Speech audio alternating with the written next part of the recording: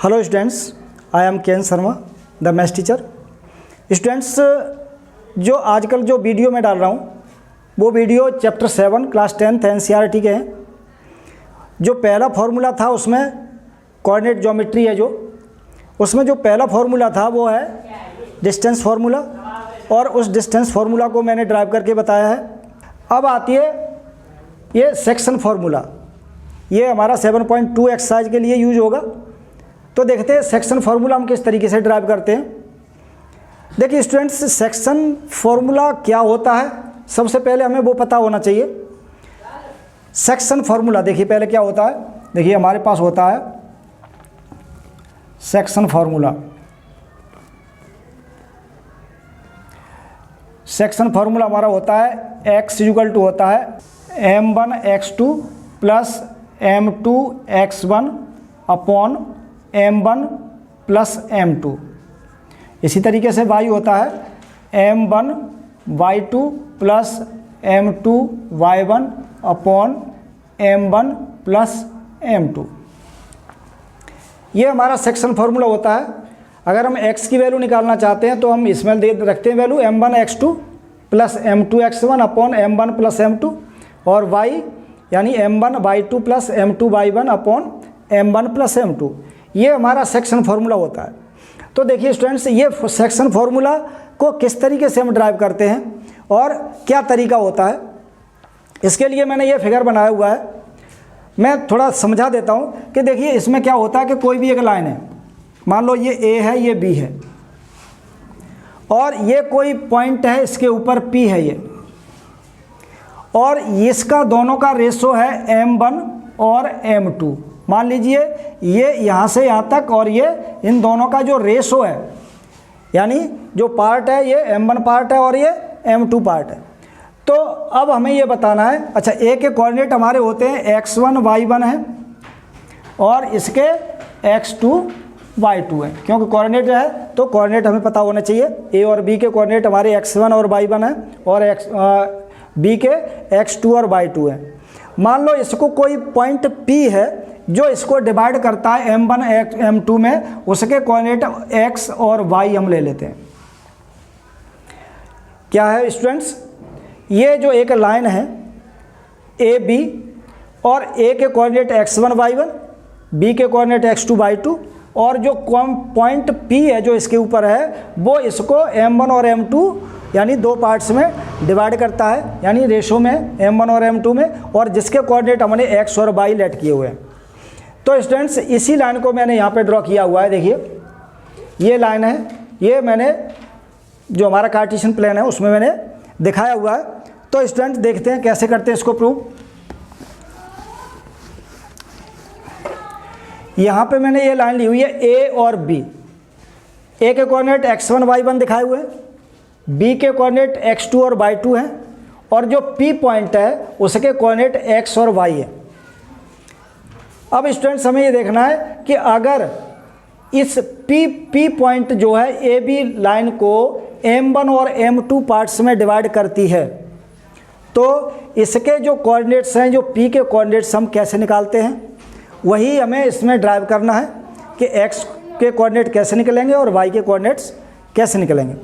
तो आते हैं स्टूडेंट, देखिए जब हम इसको फिगर को ड्रॉ करते हैं तो हमने ये देखा हुआ है कि जो हमारा यहाँ पे A पॉइंट है जिसके कोऑर्डिनेट x1 y1 है, तो यहाँ से यहाँ तक अगर हम परपेंडिकुलर ड्रॉ करेंगे तो यहाँ से यहाँ तक की डिस्टेंस ये x1 हो गई, और यहाँ से अगर हम परपेंडिकुलर ड्रॉ करते हैं क्योंकि x एक्सिस है तो इसके कोऑर्डिनेट x और y थे तो यहाँ पे x हो गया, और यहाँ पे x2 y2 इसके कोऑर्डिनेट है, तो इस पे अगर हमने ड्रॉ किया है तो परपेंडिकुलर तो ये x2 हो गया यहाँ से यहाँ तक का। इसी तरीके से अगर हम y एक्सिस पे आते हैं तो इसके कोऑर्डिनेट हमारे A के थे x1 y1 थे, तो ये जो इस पे जब हम परपेंडिकुलर ड्रॉ करेंगे तो यहाँ y1 हो जाएगा, और P के कोऑर्डिनेट जो y एक्सिस पे है वो y है यहाँ पे, और यहाँ पे B के कोऑर्डिनेट जो y एक्सिस पे होगा वो y2 होगा। अब देखते हैं स्टूडेंट्स क्या है। अब हमारे पास देखते हैं कि इस तरीके से अगर हम कहें कि ये हमारे पास दो ट्रायंगल बन रहे हैं, एक ट्रायंगल ये है और दूसरा ट्रायंगल ये वाला, दो ट्रायंगल है। हमें ये पता है कि ये इसके ऊपर परपेंडिकुलर है और ये इसके ऊपर परपेंडिकुलर है, तो ये एंगल 90 डिग्री का हो जाएगा। जिस तरीके से ये भी परपेंडिकुलर है और ये भी परपेंडिकुलर है, तो ये दोनों क्या होंगे, यहाँ पे भी ये 90 डिग्री का एंगल बन जाएगा। इसका मतलब ये हुआ कि ये एंगल और ये एंगल कैसे हैं, राइट ट्रायंगल है, राइट ट्रायंगल हो गए। तो राइट ट्रायंगल से अब हम देखते हैं कि इसमें किस तरीके से हमें क्या करना है कि अगर इन ट्रायंगल्स को अगर हम सिमिलर कर दें, सिमिलर करने का तरीका क्या होता है, देखिए कैसे करते हैं। हम लेते हैं कि in triangle APC and triangle PDB, यानी APC लिया है तो PBD लीजिए, ट्रायंगल PBD में हमें ये पता है कि इस ट्रायंगल में एंगल ACP 90 डिग्री का है, तो इस ट्रायंगल में PDB भी 90 डिग्री का है। हम इसको कह सकते हैं कि angle ACP is equal to angle PDB। यहाँ पे लिखेंगे हम ईच ऑफ 90 डिग्री है। अब देखते हैं स्टूडेंट्स, देखिए हमें पता है कि ये दो लाइन परपेंडिकुलर हैं। अगर दो लाइन परपेंडिकुलर इस तरीके से होती हैं, ये भी परपेंडिकुलर है तो ये भी परपेंडिकुलर है, तो हमें ये पता है कि दो परपेंडिकुलर लाइंस पैरेलल होती हैं, और इसको अगर कोई परपेंडिकुलर लाइन कट कर रही है या इंटरसेक्ट कर रही है या इस तरीके से इंटरसेक्ट कर रही है, तो इसका ये एंगल और इसका ये एंगल दोनों इक्वल होंगे। इसका ये एंगल, इसका ये एंगल, इन एंगल्स को हम क्या बोलते हैं, कॉरस्पॉन्डिंग एंगल्स बोलते हैं। तो देखिए, यानी ये एंगल, इस ट्रायंगल में ये एंगल और इस ट्रायंगल में ये एंगल दोनों इक्वल होंगे। तो देखिए हम इसमें क्या लिखेंगे, हम लिखेंगे इसमें angle APC is equal to angle PBD। इसको हम बताएंगे, रीजन देंगे इसका कॉरस्पॉन्डिंग एंगल्स, कॉरस्पॉन्डिंग एंगल्स। अब हमें ये पता है कि अगर कोई दो ट्रायंगल अगर सिमिलर होते हैं, अगर उनके दो एंगल अगर इक्वल हैं तो वो दोनों ट्रायंगल सिमिलर होंगे। तो देखिए हम कह सकते हैं कि triangle APC is similar to triangle PBD by AA। दोनों एंगल हैं और दोनों एंगल के कारण ये ट्रायंगल इस ट्रायंगल के सिमिलर हो जाता है। अब स्टूडेंट्स, आपने 9th क्लास में पढ़ा होगा कि अगर दो ट्रायंगल सिमिलर होते हैं तो उनकी साइड्स का रेशो इक्वल होता है। क्या होता है, यानी अगर दो ट्रायंगल सिमिलर है तो उनकी साइड्स आपस में कैसी होती हैं, उनका रेशो जो है इक्वल होगा। कैसे, देखिए इसमें भी हम देखते हैं। तो अगर हम इस ट्रायंगल की ये साइड ले लें, यानी AP अपॉन क्या हो जाएगा, BP, यानी ये BP हो जाएगा, कॉरस्पॉन्डिंग साइड है। यानी इस ट्रायंगल की ये साइड और इस ट्रायंगल की ये साइड कॉरस्पॉन्डिंग साइड हो गई, तो इनका रेशो इक्वल होगा। तो इसका रेशो इज इक्वल टू, अब इस साइड को देखते हैं, AC और PD। तो हम इसको लिखेंगे AC upon PD is equal to, तीसरी साइड है PC और BD, यानी PC अपॉन BD। देखिए स्टूडेंट, दो ट्रायंगल्स अगर सिमिलर होते हैं तो उनकी साइड्स यानी कॉरस्पॉन्डिंग साइड्स का रेशो जो है इक्वल होता है, इतना ध्यान रखिए। अब हमें क्या करना है, देखिए हमें इसमें AP और BP की वैल्यू दी हुई है। AP हमने M1 लेट किया हुआ है और BP हमने M2 लेट किया हुआ है। तो हम इसकी जगह पे क्या लिखेंगे, M1 upon M2 is equal to, अब देखिए स्टूडेंट्स AC क्या है हमारे पास, AC ये डिस्टेंस हमें चाहिए।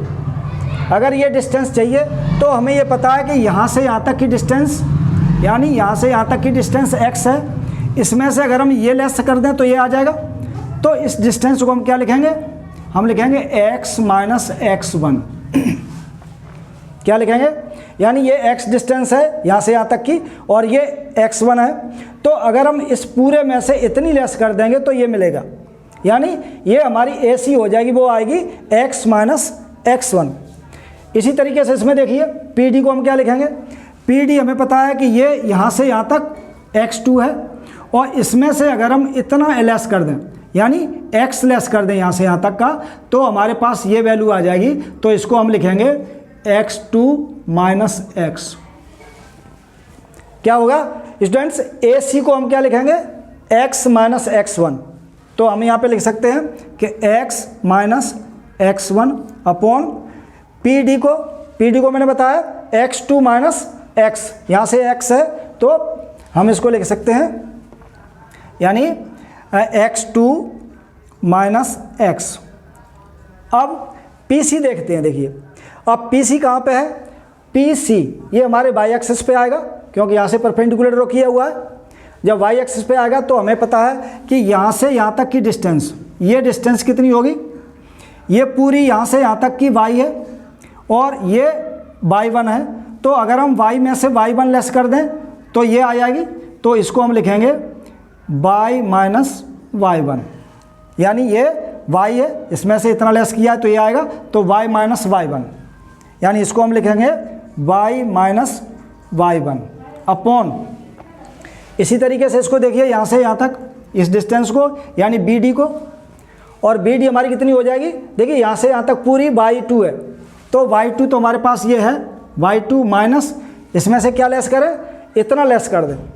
अगर हम इतना लेस करेंगे तो क्या है, ये y, यहाँ से यहाँ तक की डिस्टेंस y है, तो इसको अगर हम लेस कर दें तो कितना आएगा, y2 माइनस y। तो हम BD की जगह पे क्या लिखेंगे, y2 माइनस y। क्लियर हुआ यहाँ तक। क्या किया था, हमने दोनों ट्रायंगल्स को सिमिलर प्रूव किया है। सिमिलर प्रूव करके हमने इनकी साइड्स को रेशो, यानी कॉरस्पॉन्डिंग साइड्स का रेशो इक्वल कर दिया। अब देखते हैं स्टूडेंट्स कि अब हमारे पास देखिए ये होता है दिस इक्वल टू दिस है और दिस इक्वल टू दिस भी है, यानी तीनों ही इक्वल हैं। अगर ये तीनों इक्वल हैं तो हम इसको इसके इक्वल कर सकते हैं। कैसे करेंगे, देखिए हम लिख सकते हैं इसको m1 upon m2 is equal to x minus x1 upon x2 minus x, यानी इन दोनों को अगर हम इक्वल कर दें तो देखिए क्या आएगा।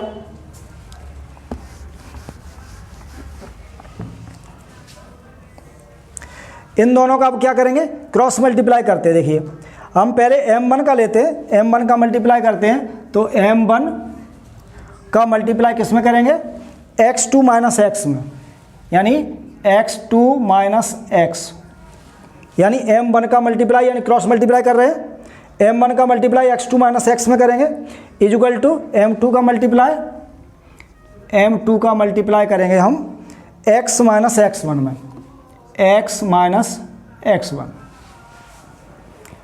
मल्टीप्लाई किया है, क्रॉस मल्टीप्लाई किया है, हमारे पास ये आया। अगर हम इसका मल्टीप्लाई करते हैं तो देखिए क्या आएगा, m1 x2 हो जाएगा, m1 x2 और माइनस लगा है तो m1 x। इस m1 का मल्टीप्लाई हमने x2 में किया है तो m1 x2 हो गया, और m1 का मल्टीप्लाई हमने x में किया है तो m1 x हो गया।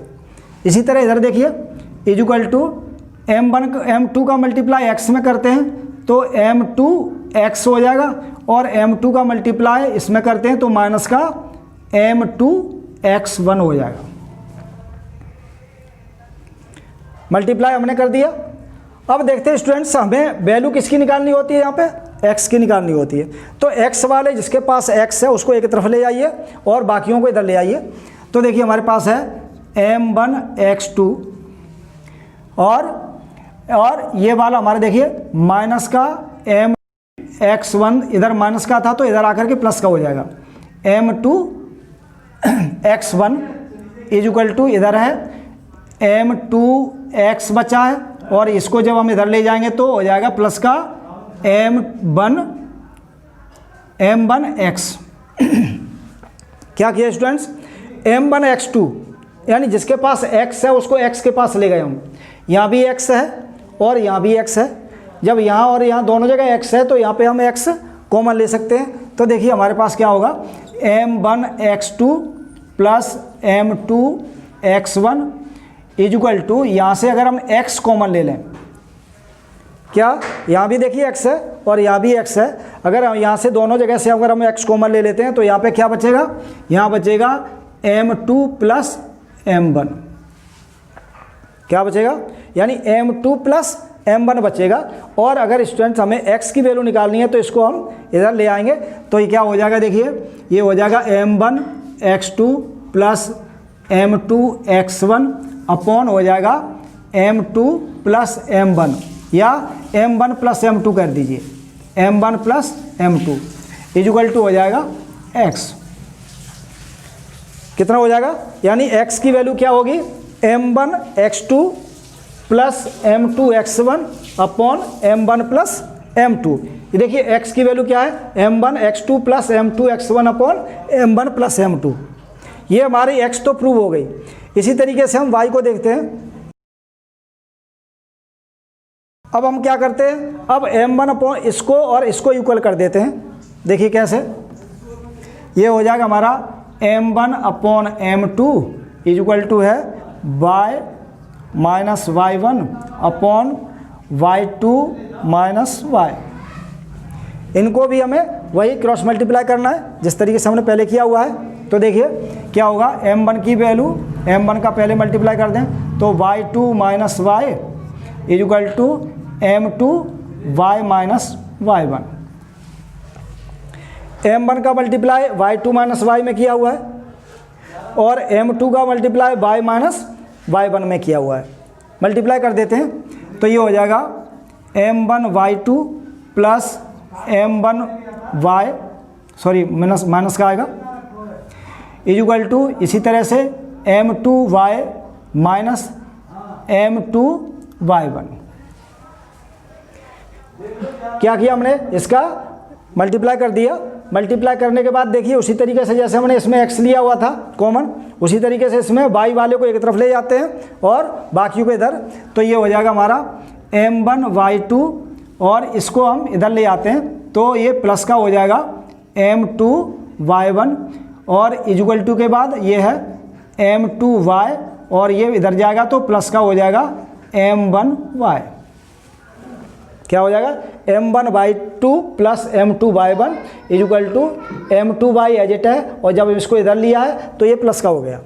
अब देखिए m1 y2 plus m2 y1 equal to, यहाँ पे भी हम y कॉमन ले सकते हैं तो m2 प्लस m1 बचेगा और इसको हम इसके नीचे लाते हैं तो ये हो जाएगा m1 y2 plus m2 y1 upon m1 plus m2 equal to y। देखिए स्टूडेंट्स ये y equal to m1 y2 plus m2 y1 है, m1 y2 plus m2 y1 और अपॉन m1 प्लस m2। तो इस तरीके से ये x को और y की वैल्यू को हम इस तरीके से इसको प्रूव कर सकते हैं। Thank you.